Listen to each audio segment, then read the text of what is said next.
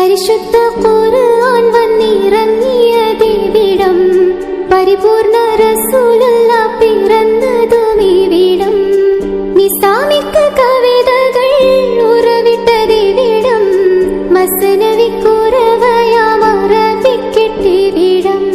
തൊടുത്ത സിക്കൂ മരത്തിന്റെ കനികളും ജറാദെന്ന കിളികളും ചൂടുകാറ്റിനൊലികളും ഇടക്കിടക്ക്